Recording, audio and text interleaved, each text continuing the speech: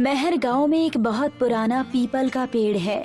गांव वालों का मानना है कि ये पेड़ 2000 साल पुराना है और इस पेड़ पर विष्णु देवता का वास है।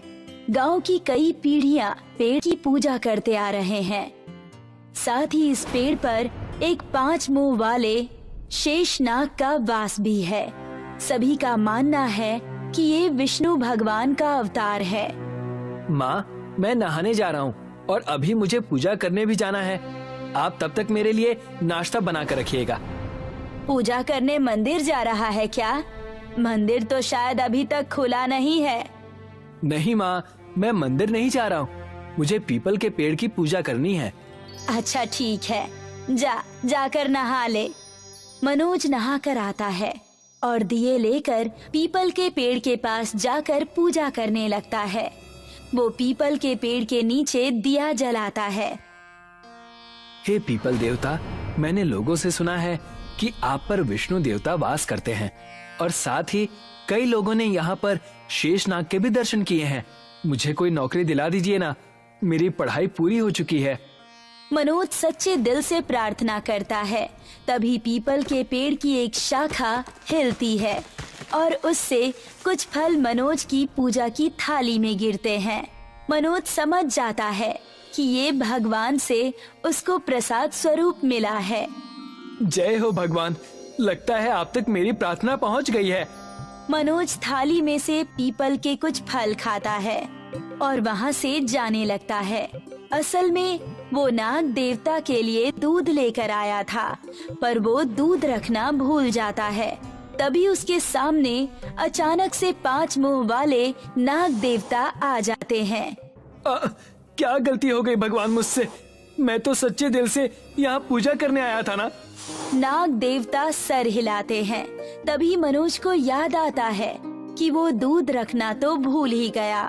वो थाली में से दूध की कटोरी पीपल के पेड़ के पास रखता है और मनोज हाथ जोड़कर वहाँ से अपने घर की ओर चला जाता है।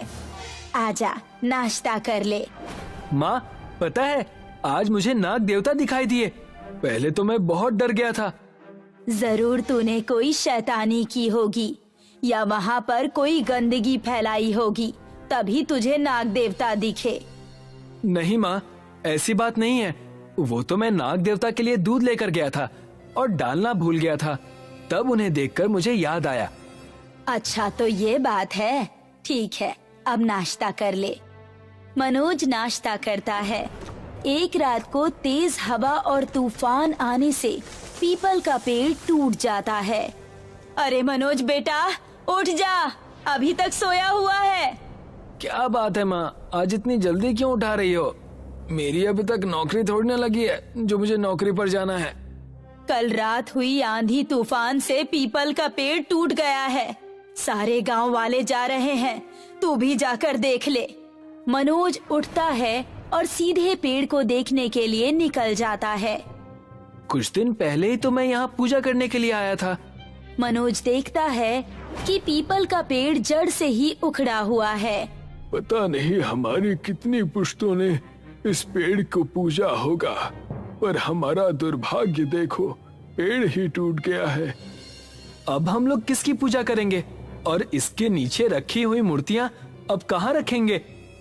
सभी लोग देखते हैं कि पेड़ के गिरने के बाद भी मूर्तियाँ अभी भी सुरक्षित हैं। प्रभु की महिमा तो देखो, इतना विशाल पेड़ ऊपर से गिरा, फिर भी मूर्तियों को कोई नुकसान नहीं हुआ। मनोज पेड़ के नीचे से मूर्तियाँ निकालता है और उनको एक जगह पर रख देता है। तभी मुखिया वहाँ पर आ जाता है और सभी लोगों को वहाँ से हटने के लिए कहता है। चलो सभी लोग यह जगह खाली करो, इस पेड़ की लकड़ियाँ काटी जाएंगी। कौन चीरेगा इसकी लकड़ी और क्यों? क्योंकि ये पेड़ मेरी जमीन पर है, मेरे पूर्वजों ने लगाया था इसे, इसीलिए मैं इसकी लकड़ी को चिरवाकर बेच दूंगा। ये जमीन तो तुमने जबरदस्ती हथियाई है और ये बात सभी गांव वाले जानते हैं, इसीलिए हम लोग तुम्हें इस पेड़ की लकड़ी नहीं ले जाने देंगे। गांव वालों से लड़ने के लिए मुखिया वहाँ के पटवारी को बुलाता है और उसको अपनी जमीन का कागज दिखाता है।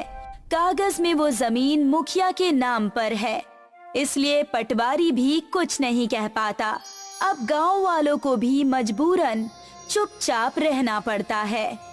मुझसे लड़ने चले थे, इसलिए मैंने पहले ही उस जमीन के कागज अपने नाम पर करवा लिए थे ताकि मुझे कोई दिक्कत ना हो। अब इस पेड़ की लकड़ियां बेचकर मैं बहुत सारे पैसे भी कमाऊंगा। मुखिया के बुलाए हुए आदमी आते हैं और वो पीपल के पेड़ को चीरने लगते हैं। हे भगवान, हम गांव वालों में से कोई नहीं चाहता कि आप इस गांव से दूर चले जाएं, पर अब हमारे हाथ में कुछ नहीं है। हम लोग भी कानून के आगे मजबूर हैं। मुखिया ने धोखे से गांव की जमीन को अपने नाम पर करवाया हुआ है। भगवान से मेरी क्यों बुराई कर रहे हो?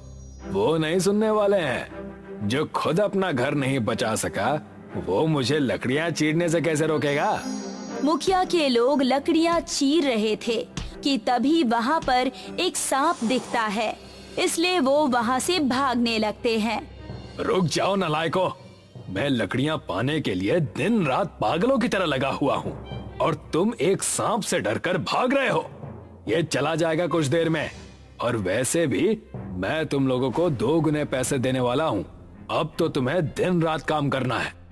ये शेषनाग है और पीपल के पेड़ की रक्षा कर रहे हैं। हमको नहीं चाहिए आपके पैसे, हम घर जा रहे हैं। पैसे नहीं चाहिए पर इज्जत तो चाहिए ना। तुम लोगों ने 1 महीने पहले जंगल में जो लकड़ियां चीरी थीं, वो सरकारी लकड़ियां थीं। अगर मैंने ये बात पुलिस स्टेशन में जाकर बता दी तो तुम जेल में चक्की पीसते बैठोगे। फिर वो तो हमने मजबूरी में किया था, और वैसे भी अगर हम वो लकड़ियां नहीं चीरते तो वो सड़कर खराब ही हो जाती। मुझे कुछ नहीं सुनना, बस यहाँ रुककर मेरे लिए लकड़ियां चीरो। मुखिया सभी कारीगरों को डरा धमका कर वहाँ काम करने के लिए रोकता है और उस सांप को एक लकड़ी से मारकर वहाँ से भगा देता है। बिल में से निकले सांप को शेषनाग कह रहे हैं बेवकूफ। इस पेड़ की जड़ में ऐसे ना जाने कितने सांप रहते होंगे। सांप के वहाँ से चले जाने के बाद कारीगर लकड़ी को चीरना शुरू कर देते हैं। मुखिया मूर्तियों को उठाता है और घर ले जाता है। ये मूर्तियाँ तो लकड़ी से भी ज्यादा महंगी बिकेंगी। सुना था शहर में एंटिक मूर्तियों की अच्छी कीमत मिलती है। मुखिया मूर्तियाँ लेकर घर पहुँचता है और सभी मूर्तियों को अलमारी में रख देता है। आज तो मूर्तियाँ भी मेरी हो गई हैं और लकड़ियाँ भी। कुछ दिन में सारी लकड़ियाँ भी मेरी हो जाएंगी। आज तो खर्राटे मारकर चैन की नींद सोऊंगा। मुखिया सोने के लिए बिस्तर पर लेट जाता है और कुछ ही समय में वो गहरी नींद में सो जाता है और उसके सपने में नाग देवता आते हैं और वो 5 मुंह वाले नाग देवता को देखकर भागने लगता है। अरे ये तो मेरे पीछे नाग लग गया, कोई बचाओ मुझे। ये नाग तो मुझे काट कर ही छोड़ेगा, बचाओ। अरे कोई है, कोई मुझे नाग से बचाओ, कोई मुझे इस नाग से बचाओ। मुखिया भागता जाता है, पर वो जहाँ भी भाग रहा था नाग देवता उसके पीछे पीछे ही भाग रहे थे। मुखिया की सांस फूल जाती है और वो कुछ आगे जाकर एक पत्थर से टकराता है और नीचे गिर जाता है। नहीं, मुझे मत काटो। मैं तो पेड़ की लकड़ियाँ इसलिए कटवा रहा हूँ क्योंकि वो नीचे गिर गया था। इसमें मेरी क्या गलती है? नाग देवता पैर पर फन मारते हैं। मुखिया उठ जाता है और अपने पैर को देखता है। ये क्या? मेरा पैर तो ठीक है। मैं तो सपना देख रहा था, बहुत ही मनहूस सपना था। मैं तो खामखा डर गया। वो देखता है कि इस बार शेषनाग सचमुच उसके सामने बैठे हैं। अरे ये तो सचमुच का नाग है और अभी तो मैं सपना भी नहीं देख रहा हूँ। शेषनाग मुखिया के बिस्तर से उसकी अलमारी की तरफ जाते हैं और वहाँ पर रखी मूर्तियों पर बैठ जाते हैं और मुखिया डर कर नाग के सामने गिड़गिड़ाने लगता है। मुझे मत डसिए नाग देवता, मैं ये मूर्तियाँ वहीं रख दूंगा। तभी विष्णु देवता प्रकट होते हैं। मैं कई सदियों से इस गांव में रह रहा हूँ, पर अब मेरा घर टूट चुका है। क्या तुम मुझे इस गांव से दूर कर दोगे? मैं तो आपके दर्शन पाकर धन्य हो गया हूँ प्रभु। मैं आपको इस गांव से दूर नहीं करूंगा। मैं पीपल की लकड़ियों का मंदिर बनाकर आपकी मूर्तियां वहीं स्थापित करूंगा। मुखिया विष्णुदेव के दर्शन पाकर खुद को धन्य समझने लगा और अब अपने कारीगरों को कहकर वो सारे पीपल की लकड़ियों से एक बड़ा सा मंदिर बनवाता है। अब मुखिया सभी गांव वालों के साथ मिलकर सारी मूर्तियों को इस मंदिर में स्थापित कर देते हैं। यहाँ पर नाग देवता भी आते हैं और सभी को दर्शन देते हैं। माधव एक गरीब आदमी है और वहाँ रानीपुर गांव में रहता है। गांव के चारों ओर घना जंगल है और ये जंगल वन विभाग के अधीन है। माधव के परिवार में उसकी बीवी और उसकी बेटी है, पर उसके पास कोई नौकरी नहीं है। ऐसा कब तक चलता रहेगा जी? हमारी बेटी अब बड़ी हो गई है, आपको कोई नौकरी कर लेनी चाहिए। तुम्हें क्या लगता है मुझे घर पर बैठना पसंद है क्या? मैं भी कोशिश कर रहा हूँ कि जल्दी कोई नौकरी मिल जाए। माधव नौकरी की तलाश में घर से निकल पड़ता है, पर उसे कहीं भी नौकरी नहीं मिलती। आखिरकार थक हार कर शाम को माधव अपने घर वापस लौटता है।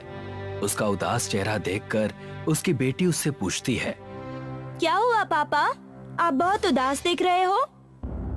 कुछ नहीं बेटा, बस यूं ही। मुझे पता है आपको नौकरी नहीं मिल रही है, इसीलिए आप उदास हो ना। आपको जल्दी ही कोई नौकरी मिल जाएगी, आप चिंता मत कीजिए। देखो मेरी बेटी कितनी समझदार हो गई है। पापा, आप वन विभाग में नौकरी के लिए कोशिश क्यों नहीं करते? वहाँ तो पढ़े लिखे लोगों की जरूरत है और मैं तो ज्यादा पढ़ा लिखा हूँ नहीं, मुझे कौन काम देगा? पापा, आप लकड़ियों का काम अच्छे से जानते हैं, क्या पता उन लोगों को किसी ऐसे ही आदमी की जरूरत हो। ठीक है बेटा, मैं कल जाकर वन विभाग के लोगों से मिलता हूँ। मुझे नौकरी की जरूरत है, क्या मुझे यहाँ पर कुछ काम मिल सकता है? तुम्हें क्या काम आता है? मैं एक बढ़ई हूँ, लकड़ियों का सारा काम जानता हूँ। हम तो एक ऐसे ही आदमी को ढूंढ रहे थे, तुम आज से ही काम शुरू कर दो। नौकरी मिलने की बात सुनकर माधव खुश हो जाता है और काम करना शुरू कर देता है। माधव पेड़ों से निकाली हुई इमारती लकड़ियों में से मजबूत लकड़ियों को अलग और दीमक लगी हुई लकड़ियों को अलग करता है। साहब, ये जो लकड़ियां खराब हैं, इनका क्या करूं? वैसे तो ये किसी काम की नहीं है, फेंक दो इन्हें। माधव उन दीमक लगी हुई लकड़ियों को फेंक देता है। शाम का वक्त होता है और माधव घर आ जाता है। आज बहुत खुश नजर आ रहे हैं पापा, क्या बात है? बेटा, मुझे वन विभाग में नौकरी मिल गई है।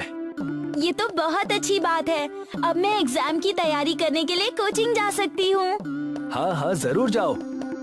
माधव के इस वन विभाग वाली नौकरी से उसके घर की दशा सुधरने लगी थी।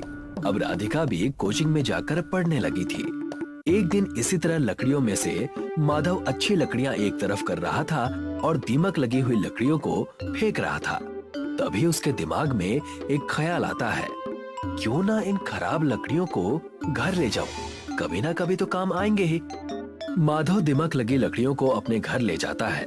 अगले दिन वो सुबह उठकर काम पर आता है और शाम को घर लौटते समय फिर से उन खराब लकड़ियों को अपने घर ले जाता है। इसी तरह जब वो ऐसा करता था तो एक दिन एक लेडी ऑफिसर देख लेती है। अच्छा, तो अब तुम चोरी भी करने लगे हो? नहीं मैडम, मैं चोरी नहीं कर रहा हूँ, ये लकड़ियाँ तो खराब हैं, इसलिए इन्हें लेकर जा रहा हूँ। अगर खराब है तो क्या इनका अचार डालोगे? झूठ मत बोलो, तुम जैसे चोरों को ये नौकरी नहीं देनी चाहिए थी। कल से नौकरी पर मत आना। माधव निराश होकर घर आ जाता है। नौकरी छिन जाने से वो बहुत परेशान होता है। तभी उसकी नजर अपनी लाई हुई लकड़ियों पर पड़ती है। क्यों न इन लकड़ियों से एक रिक्शा बना लूं? माधव सारी सड़ी हुई लकड़ियों से दीमक को हटाकर साफ करता है। वो दिन रात मेहनत करके इन लकड़ियों से एक रिक्शा तैयार कर लेता है और रिक्शा चलाने का काम शुरू कर देता है। भाई साहब, शहर छोड़ दोगे? हाँ हाँ, बैठ जाओ। माधव रिक्शा को हाथ से खींचकर ले जाता जिससे सवारियों को कहीं भी पहुंचने में बहुत देर हो जाती। इसी देरी की वजह से अक्सर सवारियां माधव के रिक्शे में बैठने से मना कर देती थी। भाई साहब, शहर जाने में टाइम लगेगा। 4-5 घंटे लग जाएंगे। भाई साहब, मुझे शहर जाना है, विदेश नहीं जाना। रहने दीजिए, मैं दूसरा रिक्शा देख लूंगी।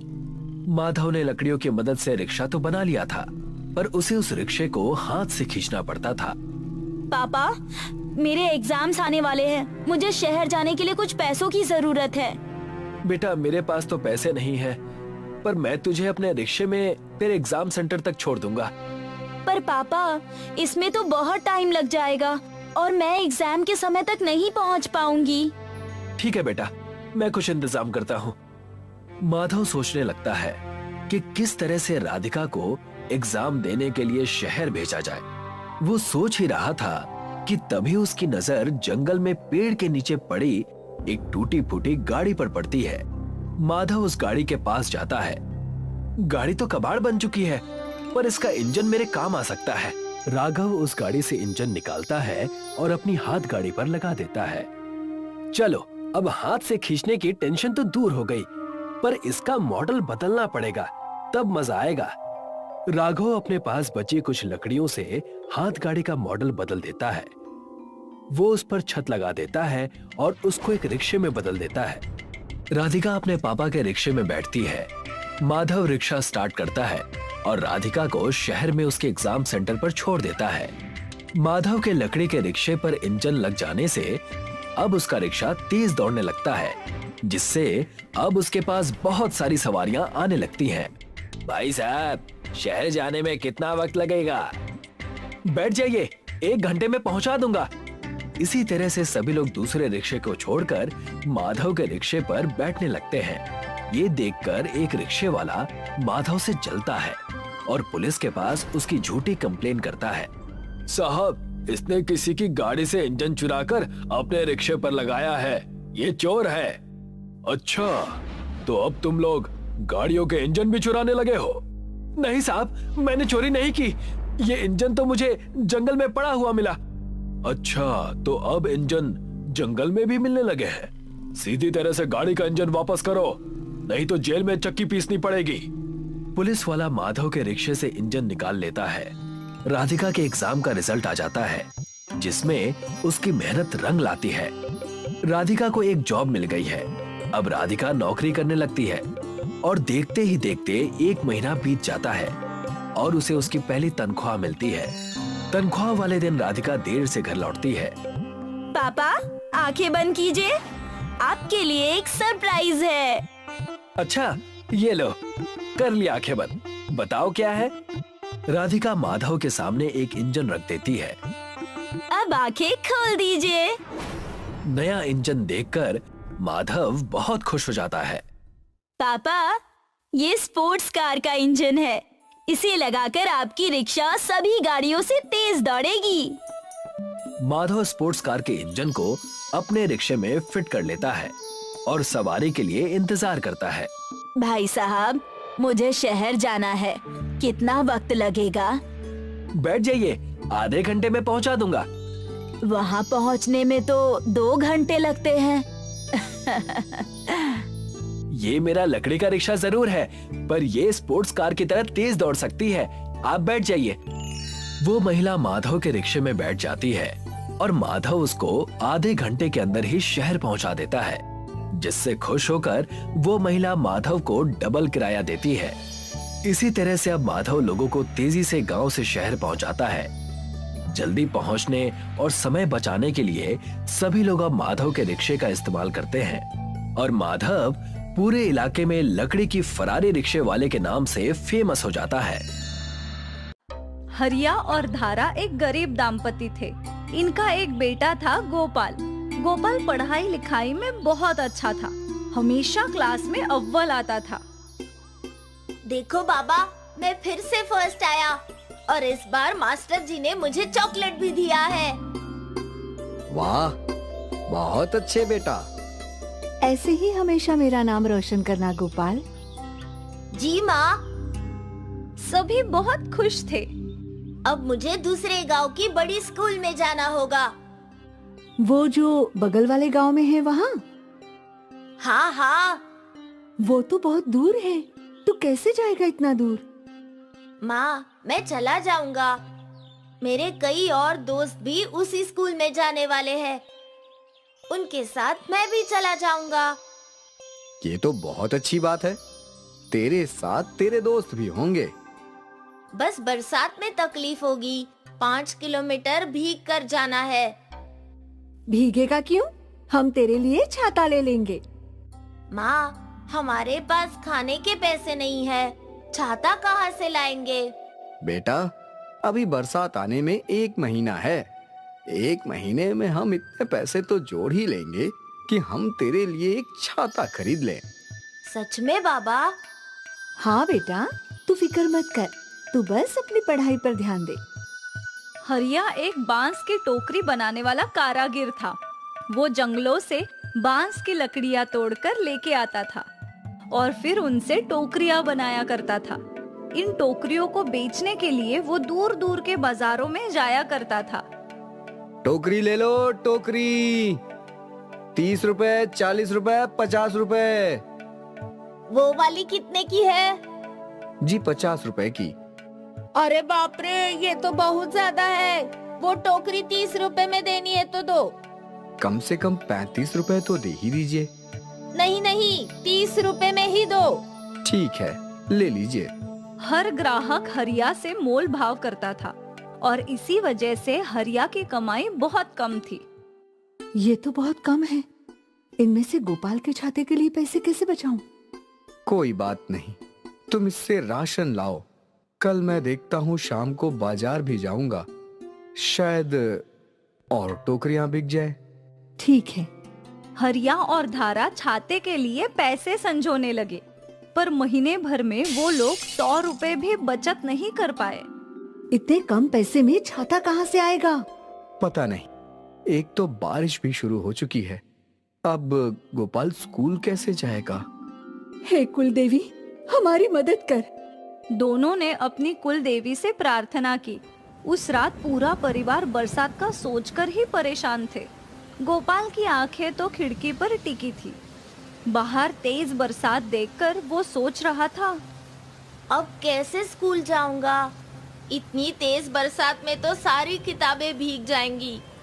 लगता है कल स्कूल से छुट्टी लेनी होगी। हे देवी माँ, मेरी मदद कीजिए। गोपाल के साथ साथ हरिया भी बहुत परेशान था। अगली सुबह बरसात और तेज हो गई। माँ, ये बरसात तो रुकने का नाम ही नहीं ले रही। मुझे स्कूल जाना है। चिंता मत कर गोपाल, रुक जाएगी बरसात। गोपाल पूरा दिन बरसात को देखते बैठा था। वो मायूस था। उसे स्कूल जाना था पढ़ने, पर इतनी बरसात में स्कूल जाने के लिए उसके पास कोई छाता नहीं था। बाबा मुश्किल से इतना कमाते हैं कि हमारा पेट भर सके। अगर मैं उनसे छाते की जिद करूं, तो वो बेचारे कहाँ से लाएंगे? कोई फर्क नहीं पड़ेगा अगर मैं कुछ दिन स्कूल ना जाऊं तो। हरिया गोपाल को मायूस देख रहा था। सुबह से रात हुई और सभी लोग सो गए। अगले दिन भी यही हाल था। बरसात बरसती रही और गोपाल स्कूल नहीं जा पाया। अब वो और भी ज्यादा उदास हो गया था। हे देवी, मेरी प्रार्थना सुन लो। बरसात रोक दो, मुझे स्कूल जाना है। गोपाल की ये प्रार्थना सुनकर हरिया भी बहुत उदास हो गया। कैसा बाप हूँ मैं, अपने बेटे की एक भी इच्छा पूरी नहीं कर सका। मुझे तो डूब मरना चाहिए। ये दिन भी बीत गया और तीनों खाना खाकर सो गए। हरिया के सपने में उसकी कुलदेवी आई। हरिया, तुम अपने आप को इतना लाचार मत समझो। तुम्हारे हाथों में तुम्हारी समस्या का समाधान है। मैं समझा नहीं देवी माँ। तुम बांस और लकड़ियों का छाता बनाओ। बांस का? जी देवी माँ। और फिर हरिया की नींद खुल गई। उसने घर में पड़ी लकड़ियां ढूंढी और बांस भी, और फिर लकड़ियों और बांस को जोड़कर एक छाता बना दिया। सुबह जब गोपाल उठा तो उसके बगल में एक छाता था। लकड़ी का छाता? ये आपने बनाया बाबा? हाँ बेटा, अब तू स्कूल जा सकता है। वो भी बिना भीगे। धन्यवाद बाबा, बहुत बहुत शुक्रिया। उस दिन गोपाल खुशी खुशी स्कूल के लिए तैयार हुआ और अपना लकड़ी और बांस का छाता लेकर निकल गया। रास्ते में कई लोगों ने लकड़ी के छाते को घूर घूर के देखा। जब वो स्कूल पहुंचा तो उसके मास्टर जी की नजर उसके छाते पर पड़ी। अद्भुत! ये बांस का छाता किसने बनाया? मेरे पिताजी ने। अप्रतिम! मैंने इससे अच्छा छाता बिल्कुल नहीं देखा। क्या तुम्हारे पिताजी मेरे लिए भी ऐसा छाता बनाएंगे? हाँ, बनाएंगे, बिल्कुल। चलो, तुम्हारे घर चलते हैं। गोपाल मास्टर जी को अपने घर ले आया। आपकी कलाकारी अप्रतिम है। क्या आप मेरे लिए ऐसे 10 छाते बना सकते हैं? हाँ बिल्कुल मास्टर जी। मास्टर जी ने हरिया को 1000 रुपए दे दिए। कम तो नहीं है, काफी है। पहली बार हरिया को एक साथ 1000 रुपए मिले थे। इतने पैसे देखकर वो बहुत खुश था। रात भर उसने लकड़ी और बांस के छाते बनाए और अगले दिन सारे छाते मास्टर जी को दे दिए। फिर क्या था, हरिया को बांस के छाते बनाने का ऑर्डर आने लगा। वो छाते बनाते गया और छाते धड़ाधड़ बिकते रहे। हरिया ने अपने दोस्तों को भी अपने पास नौकरी पर रख लिया था। एक ही महीने में हरिया की किस्मत बदल गई। उसने इतने सारे पैसे कमा लिए जो उसने साल भर में भी नहीं कमाए थे। फिर एक दिन एक बिजनेसमैन हरिया के पास आया। हरिया जी, आपके ये बांस के छाते का आइडिया बहुत ही शानदार है। इसकी वजह से वेस्टेज भी कम होता है। इस इको फ्रेंडली छाते को मैं अपने सारे मॉल में बेचना चाहता हूँ। मैं कुछ समझा नहीं साहब। बाबा, ये लोग कह रहे हैं कि आपके लकड़ी के छाते की वजह से प्रदूषण कम हो रहा है। वो आपके ये छाते अपनी बड़ी बड़ी दुकानों में बेचना चाहते हैं। आपको ऑर्डर देने आए हैं। मुझे हर हफ्ते 1000 छाते चाहिए। ये लीजिए एडवांस। उस आदमी ने हरिया को 1,00,000 रुपए दिए। जिंदगी में पहली बार हरिया ने 1,00,000 रुपए देखे थे। हरिया ने गांव के और लोगों को काम पर रख लिया। वो सब कड़ी मेहनत करते रहे और बांस के छातों की डिलीवरी देने लगे। देखते ही देखते हर मॉल में हरिया के बांस के छाते बिकने लगे और हरिया को एक बहुत ही सम्मानित अवार्ड से नवाजा गया। उसके इको फ्रेंडली लकड़ी के छाते दुनिया भर में धूम मचा रहे थे। देवी माँ, आपका बहुत बहुत धन्यवाद। आपने बिल्कुल सही कहा था। मेरी समस्या ही मेरा समाधान है। उस दिन हरिया को जिंदगी की एक बहुत अहम सीख समझ आ गई। उसे समझ आ गया कि जिस बरसात को वो समस्या समझ रहा था, वही बरसात उसके किस्मत को खोलने का रास्ता था। इसलिए दोस्तों, समस्याओं से भागने में नहीं बल्कि उन्हें सुलझाने में ही सफलता है।